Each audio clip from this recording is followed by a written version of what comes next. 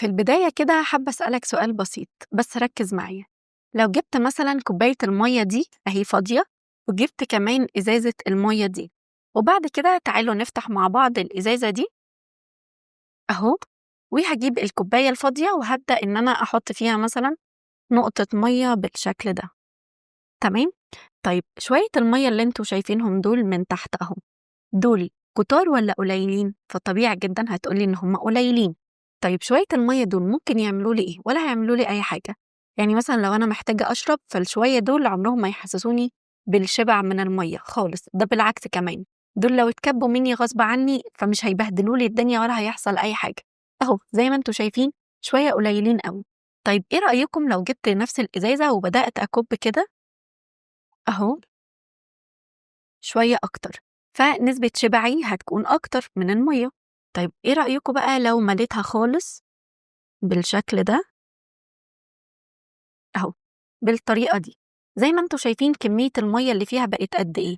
طيب المية دي دلوقتي هل بالنسبة لي كافية؟ هقولك طبعا كافية جدا. أنا لو محتاجة أشرب أكيد المية دي كافية جدا بالنسبة لي، وممكن محتاجش إن أنا أشرب مية أزيد من كده. وكمان يعني ممكن أعمل منهم حاجات كتير، يعني ممكن بالمية دي مثلا أعمل منها مشروب معين أشربه. فده بالظبط اللي احنا هنتكلم عليه في فيديو النهاردة. كل اللي محتاجاه بس منك إنك تركز معايا.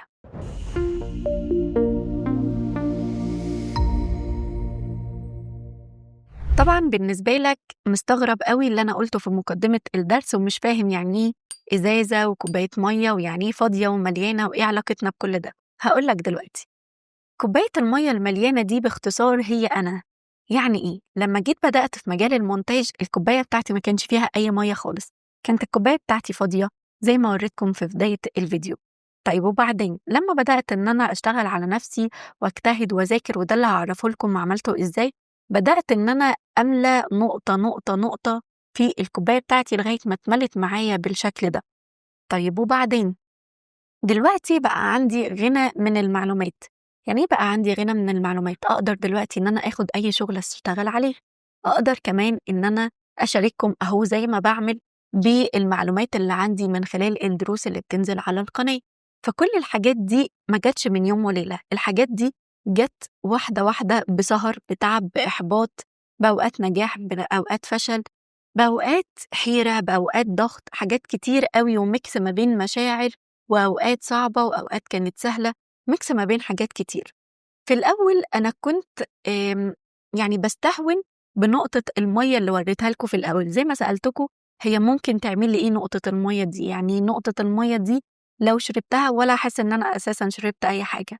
فبالظبط كده لما بدأت في مجال المونتاج أنا كنت لا أفقه شيء، ولا كان عندي حتى من دوايري كصحاب أو أهل أو أي حاجة ناس في نفس المجال أو بتفهم في المجال اللي أنا عايزة أدخله. وده كان بالنسبة لي تحدي كبير، لأن أنا مفيش أي حد حتى يقول لي أشتغل على برنامج إيه. بس اللي عرفته بعد كده إنه في الأغلب الناس بتشتغل على برنامج اسمه البريمير. طيب وبعد كده هعمل إيه؟ يعني أنا عرفت البرنامج ومش عارفة برضه أبدأ إزاي. وهقولك أنا بدأت إزاي، يمكن الحاجة دي تفرق معاك.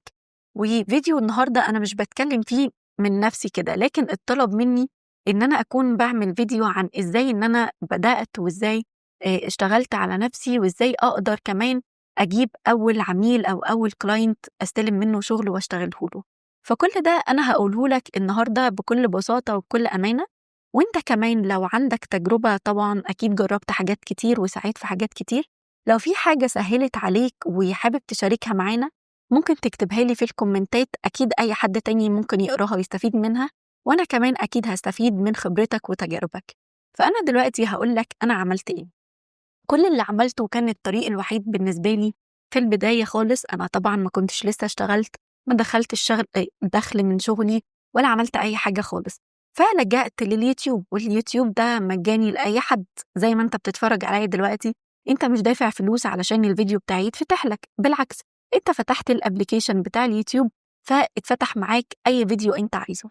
فبدأت أعمل كده، بقيت بتفرج على كميات مهولة من المونتاج والناس كتير قوي. فطبعا أنا ما كنتش فاهمة أي حاجة خالص، ومش فاهمة هو بيقول إيه. بس على الرغم من كده أنا كنت مكملة إن أنا مش فاهمة، بس هفضل أسمع. بدأت الحواس بتاعتي تتعود على اللي بتسمعه.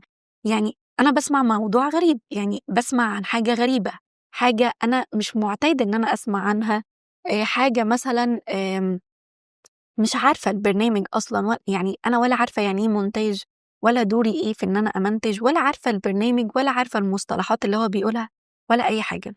بس أكتر حاجة نفعتني وساعدتني هي الاستمرار. كتير من الناس أو كل الناس هتقول لك أهم حاجة الاستمرار، وأنا مش باقولها لك دلوقتي علشان كله بيقول كده ودي صيحة، بالعكس دي حاجة أنا جربتها شخصيًا. لما بدأت إن أنا أستمر إن أنا أكمل حتى لو مش فاهمة، وحتى وأنا حاسة بالإحباط وحاسة إن ما فيش مني أمل ولا أي فايدة خالص إن أنا ممكن أجيب شوية، برضه كملت وعملت إيه؟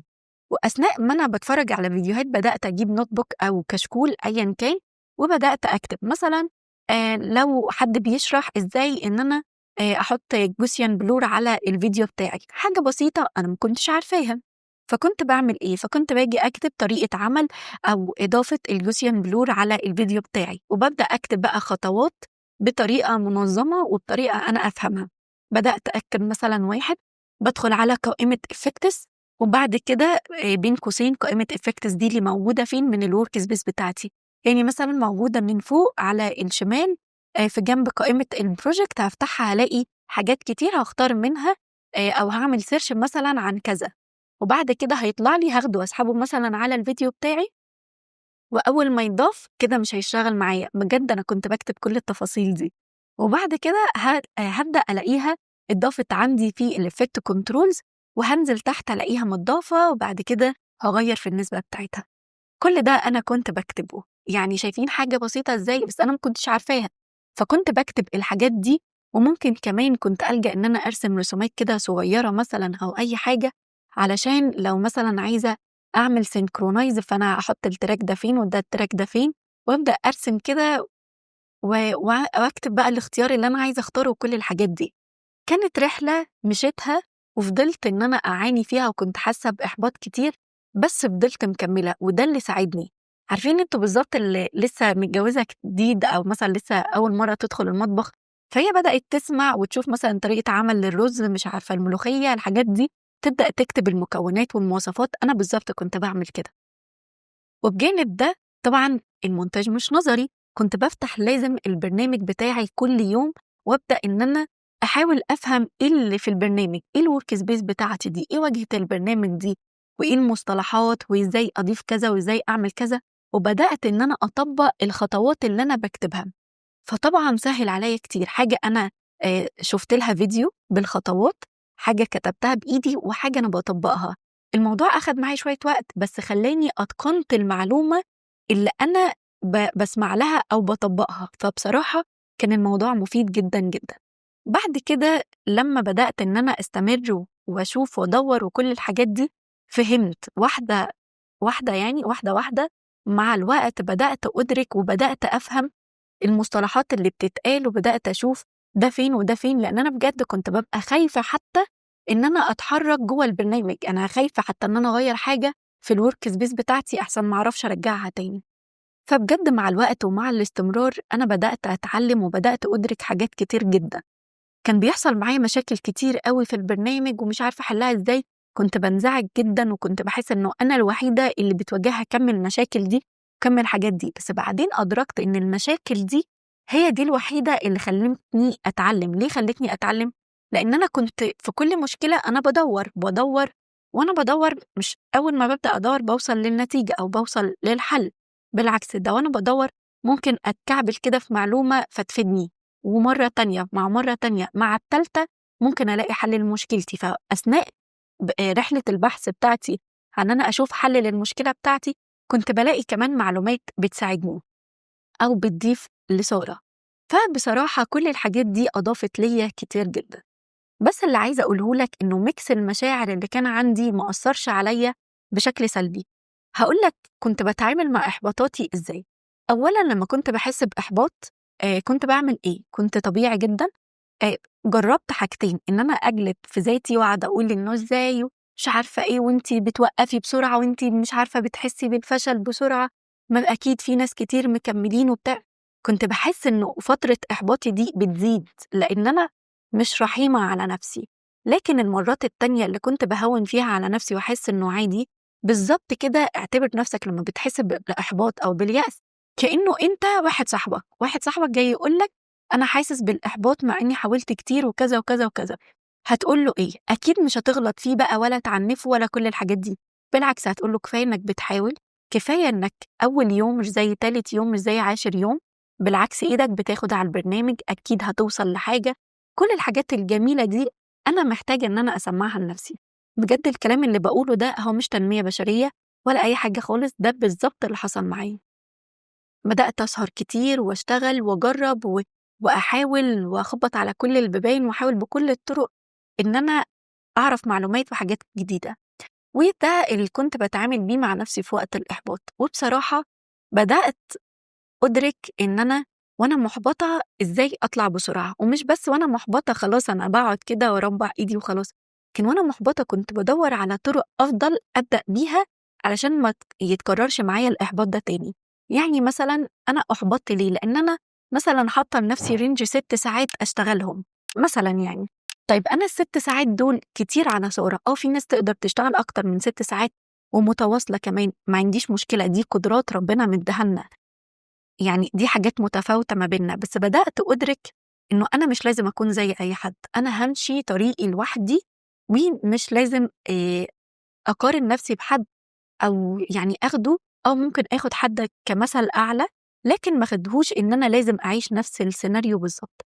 بدأت أعمل إيه، لو مثلًا أنا المشكلة بالنسبة لي واللي أحبطني هو فكرة ال6 ساعات اللي أنا حاطاها لنفسي، فقُلت مثلًا إيه، طب ما أنا ممكن بدل ما أبدأ إن أنا أشتغلهم متواصل، ممكن أبدأ إن أنا آخدهم 3 ساعات وأنزل مثلًا أعمل أي حاجة أو مثلًا أعمل أي نشاط مختلف، وبعد كده آخد ال3 ساعات التانيين. أنا قللت العبء على نفسي والمجهود، وفي نفس الوقت أخدت نفس عدد الساعات، بالعكس أنا بس بابسّط الدنيا لنفسي، وده بالضبط المنهجية اللي أنا فضلت ماشية بيها.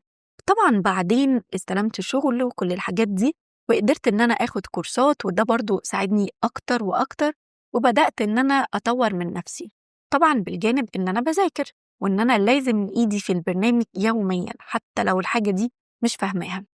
بالضبط ده اللي فضلت ماشية عليه، لغاية بعد كده إن أنا بدأت أعمل إيه، بدأت إن أنا أجيب أي footage كده وأبدأ أشتغل عليها وأبدأ أجرّب. لو أنت محتار تجيب الfootage دي منين، فإحنا عندنا أكتر من website بيقدّم حاجات مجانية بشكل كامل، منها الفيديوهات ومنها الصور ومنها الsound effects والmusic وكل الحاجات دي هي الحاجات الbasic لأي فيديو أنت هتشتغل عليه. فلو أنت ما شُفتش الplaylist دي أو كَم الفيديوهات اللي إحنا عملناها دي، فهتظهر لك من الi اللي فوق وتقدر ترجع لها وتستفيد منها. حاجة زي كده أنت تقدر إن أنت تفتح الويب سايت ده وتنزّل مثلًا كمية فيديوهات أو فيديوهات معيّنة وتبدأ تشتغل عليها وتطوّر من نَفْسك وتشوف هتحُط دي فين وهتعمل دي إزاي وتطبّق تركاية أنت مثلًا سمعتها منّي على تركاية سمعتها من حد تاني وتبدأ تمشّي إيدك. وبعد كده أكيد كُلّنا عندنا فيسبوك، عندنا تيك توك، عندنا يوتيوب، أي حاجة. ابدأ نزّل الحاجات دي عليها وما تُحبطش لإنه مش من أول فيديو هتبدأ تجيب ناس، وابدأ إن أنت شارك الحاجات دي في مجتمعات أو في groups خاصة بالمونتاج أو ناس بتمنتج أو كل الحاجات دي. مع الوقت هتلاقي إن أنت بدأ ييجي لك عميل أو ييجي لك أي client يقول لك أنت قادر تعمل ده أو أنا مثلًا محتاج كذا. فتمام جدًا هتبدأ تستلم شغل بالطريقة دي. وأنا عن نفسي ده اللي أنا بدأت أعمله في الأول، لإن أنا كنت باشتغل على حاجات وبعد كده بانزّلها مثلًا عندي على الفيسبوك، فبيبدأ بقى صحابي يعرفوا إن أنا بامنتج، ناس معايا ما لهاش علاقة بالمونتاج تعرف إن أنا بامنتج، حاجات كتير. طب لمّا هم ما لهمش علاقة بالمونتاج، إيه اللي نفعني؟ أي حد بييجي قدّامهم يقول إن هو عايز حد يمنتج أو صحابي مثلًا أو مش عارفة إيه، عندنا سارة مثلًا مش عارفة إيه والكلام ده كلّه، ممكن تتواصل معاها، ممكن مش عارفة إيه، فده مشي بالشكل ده. بدأت لمّا أشتغل مثلًا لأي client هو مثلًا عملت له حاجة معيّنة، فبدأت أطلب منّه في منهم اللي كان بيعمل ده من نَفْسه وفي منّه اللي كنت أنا باقول له اعمل ده. إن هو مثلًا هيبدأ يشيّر ده على الفيسبوك عنده، كنت باقول له إن هو مثلًا يعمل لي tag على أساس إنه الناس تعرف مين اللي منتج ده، يعني الناس شافت الحاجة دي وعجبتها وانبهرت بيها. طيب يعرفوا منين؟ يعرفوا على الأقل كاسمي، اللي هو سارة هاني دي اللي منتجة الحاجة الفلانية. مش في يوم هيطلب منك، حصلت معايا إنه في حد نزل لي الحاجة اللي أنا عملتها له وعمل لي تاج، وحد تاني عنده شافها وعدى وقت كبير، ولما حب يمنتج حاجة جه في ذهنه على طول الحاجة اللي هو شافها، وافتكر على طول إن سارة هاني هي اللي منتجتها، فبدأ إن هو يدور على الأكاونت بتاعي، وبعد كده طلب مني إن أنا أكون بمنتج له كذا وكذا وكذا، وفعلا اشتغلنا مع بعض. فدي حاجة كانت فارقة جدا، إنه الناس تعرف اللي بيتعمل ده مين اللي بيعمله. فبصراحة دي كانت حاجة مهمة. الحاجة التانية بتيجي بعد كده، وهي طريقة تعاملي مع الشخص اللي أنا بشتغل معاه. أسلوبنا بيفرق جدا. يعني بعمل إيه؟ علشان أقلل من المجهود ومن الوقت، أنا مثلا إداني الويف أو الام بي 3 اللي أنا هشتغل عليه، وبعد كده مثلا هبدأ أعمل حاجة، فببدأ مثلا أعمل له لو الحاجة دي مثلا 3 دقايق، فببدأ أعمل له مثلا أول نص دقيقة أو أول دقيقة، وابدأ اخد رأيه في الفونت، في الستايل، في كل حاجة، باخد رأيه في كل حاجة. بستفيد من الموضوع ده في حاجتين. أول حاجة، أنا شاركته، حسسته إنه يعني ليك دور معايا، وشاركته وخليته يقول رأيه، وخليته يحس إن أنا مش واحد أو مش واحدة هاخد منك فلوس وهعمل لك وأنت هترضى باللي أنا هعمله. بالعكس، أنت بتبني علاقة رايحة جاية بينك وبين العميل ده، وفي نفس الوقت بيحس بالثقة وإن أنت مقدره ومقدر رأيه. يعني هو عارف إن هو كده كده ما بيفهمش في المونتاج، وإن هو ملهوش في ده، وده حاجة ما تعبهوش. بس أنت لما بتبدأ تشاركه، أنت بتحسسه يعني بإنك قد إيه ودود، فبالتالي هو بيبدأ يختار معاك وبيبدأ يثق فيك، وهتلاقيه بيقول لك بص أنا واثق جدا في أي حاجة أنت هتعملها. فبالتالي أنت بتشتغل وأنت يعني خلاص اديته ثقة أكتر فيك. دي الفايدة الأولى. الفايدة التانية إن هو ممكن ما يبقاش عاجبه الفونت، فأنا مثلا بشتغل على أي فيديو كليب، أو مثلا أي حاجة يعني أي حاجة مثلا هستخدم فيها كتابات كتير، فمش بعد ما اخلص يقول لي لا صدقيني الفونت ده مش عاجبني، يعني عايزين نغيره وبتاع والكلام ده كله. طيب انا كده هرجع اعدل من تاني ومش عارفه ايه وهتعب نفسي، وممكن ما يعجبوش الستايل، ممكن ما يعجبوش الميوزك، واحنا الميوزك دي بيترتب عليها ان احنا بنظبط حاجات كتير او بنظبط القطعات بتاعتنا. فانا لما ببدا اخد رايه في الاول، فانا كده اخدت الموافقه على كل حاجه. بعد كده بمشي بكمل باقي الحاجه اللي انا شغال عليها دي بمنتهى الاريحيه. انا بنيت علاقه قويه وودوده، وحسسته ان انا شخص فريندلي قوي، وان انا تمام ومعاك وعدل وشوف، كده كده مش خسرانه حاجه. انا هي نص دقيقه، يعني اللي هيغيره مش ازمه بالنسبه لي. وبعد كده انا شغاله مطمنه ان هو مش هيجي يعدل تعديل يبوظ لي الدنيا خالص. بالعكس، هو لو جه عدل في الاخر هيعدل حاجه ما تاخدش منك اصلا 10 دقايق. وده بالفعل انا جربته وافادني كتير جدا مع اي شخص انا بشتغل معاه، وبنيت علاقات كويسه مع الناس. بقوا دلوقتي لا ساره اعملي لنا كذا، ولو مثلا انا مشغوله في الوقت ده وعندي ضغط شغل ممكن يستناني بالشهر كمان، على اساس ايه؟ انه لا هو عايز ساره، علشان سارة بتطلع له شغل كويس، وفي نفس الوقت بتطلع له جودة كويسة، وغير كده هو حد ارتاح معاها في التعامل، يعني شايف التعامل قد ايه سلس. وبالتالي اي فلوس بعد كده انت هتطلبها منه، بس طبعا في المعقول، هو هيبقى مقدر جدا للشغل بتاعك ده، ومش هيبقى حاسس انه كتير ولا خسارة في الحاجة اللي هو بيدفع لها. وده باختصار كل اللي انا بعمله، سواء تعاملي مع الكلاينت او تعاملي مع ان انا اطور من نفسي. محتاجة اقول لك حاجات مهمة جدا. احنا مش في سباق، لانه حقيقي كل الحاجات دي انا جربتها، عطلتني كتير جدا. حتة ان انا احس ان انا الدنيا مكركبة فوق دماغي، وان انا محتاجة اذاكر حاجات كتير، وان انا محتاجة اشتغل واذاكر واطور من نفسي وامشي شغلي بطريقة كويسة علشان احافظ عليه، وحاجات كده كتير قوي. حقيقي الحاجات دي كانت بتعجزني. انا كنت بحس ان انا في حيرة ومش لاحقة اعمل ايه. كأن عندك أوضة متكركبة ومحتاج انك ترتبها في اسرع وقت. انت محدش ادالك وقت، انت محتاج بس حسست نفسك ان هي لازم تترتب في اسرع وقت، كان لازم خلال نص ساعة. طب الأوضة المتكركبة دي ممكن تاخد وقت اكبر، لا انت لازم حطيت على نفسك عبء انك لازم تخلصها في نص ساعة، فبدأت تجري من الناحية اليمين للشمال مش عارفة ايه. اتوترت وما انجزتش، ومش هتخلصها في نص ساعة. بالعكس، انت هتلاقي نفسك تعبت، حسيت بالمجهود وما انجزتش. وده بالظبط اللي كان بيحصل معايا. انت ماشي طريقك ورحلتك هي مش شبه حد ومش محتاج إن أنت تجري، بالعكس أنت خُد يعني سيب الناس تتصارع مع نفسها، وأنت خُد تراك كده هادي، اشتغل على نفسك. مش معنى كده إنك تماطل ولا إنك تبدأ في رحلة التسويف وإنه بكرة هاعمل، لأ بالعكس، ابدأ نظّم وقتك، نظّم جدولك، أعرف إيه الحاجات اللي عندك وإيه الحاجات اللي مش عندك، أعرف كمان إن أنت نجاحك بس مش في الشغل، نجاحك في إنك تخلّي حياتك متوازنة. إحنا مش عايشين علشان بس نشتغل وننجح في شغلنا، لكن أعرف إنك ناجح لمّا تبقى علاقتك لو أنت متجوّز علاقتك ببيتك ومراتك عارف تدّيهم الوقت بجانب شغلك، عارف تدّي وقت لربنا بجانب بيتك وشغلك، لو أنت مش متجوّز عارف تراعي أهلك وتكون برضه بتساعدهم، عارف إنك تدّي وقت لكل حاجة في حياتك، لصحابك، لجسمك حتى إنك تبنيه بشكل كويس. كل الحاجات دي أنا شخصيًا باقولها لنفسي طول الوقت، باقع فيها كتير بس باقوم تاني وباحاول إن أنا أقيّم نفسي وأمشي في التراك المضبوط، وأعرف إنه يا سارة أنتِ مش بس المفروض تنجحي في شغلِك وبس، أنتِ المفروض تبني حياة متوازنة، حياة ناضجة، حياة متكاملة من كل حاجة، علشان بعدين ما نجيش نحس إنه إحنا ضيّعنا وقت سِن شبابنا ده أو حياتنا أو أيًا كان في الشغل وبس وضيّعنا مننا حاجات كتير. فإحنا محتاجين ندرك حاجة زي كده، وقبل كل حاجة لازم تحط كل حاجة وكل تعبك بين إيدين ربنا، وربنا أمين جدًا، جدًا على تعبنا، إن هو يقدّر سهرنا وتعبنا ومجهودنا، ويقدّر إن إحنا بنحاول نعمل حاجة، فأكيد ربنا هيدّينا أكتر بكتير جدًا من تعبنا، وأكيد كلنا مجرّبين حاجة زي كده. المهم بس إن أنت تكون بتهوّن على نفسك الطريق، وتكون بتفكّر، وتكون بتشتغل على نفسك، وأهم حاجة إنك تستمر. احبط لكن كمّل، كمّل حتى لو كل يوم حاجة بسيطة، وحتى لو في وقت إحباطك مش هيكون بنفس الإنتاجية بتاعة اليوم اللي أنت متشجّع فيه. بس دي أهم الحاجات اللي أنا مشيت عليها، فشاركني بخبرتك برضه لو عايز تعرف إيه الأخطاء اللي أنا عملتها وعطّلتني لوقت كبير، فما تنساش تقول لي ده في الكومنتات وأنا هاكون باعمل فيديو عن حاجة زي كده.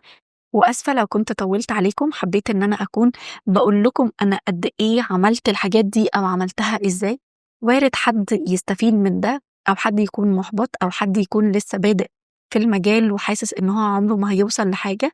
بالعكس أنا من لا شيء وصلت دلوقتي إن أنا باشارككم بالمعلومات اللي عندي من بعد ما كنت مش عارفة يعني إيه أفتح البرنامج.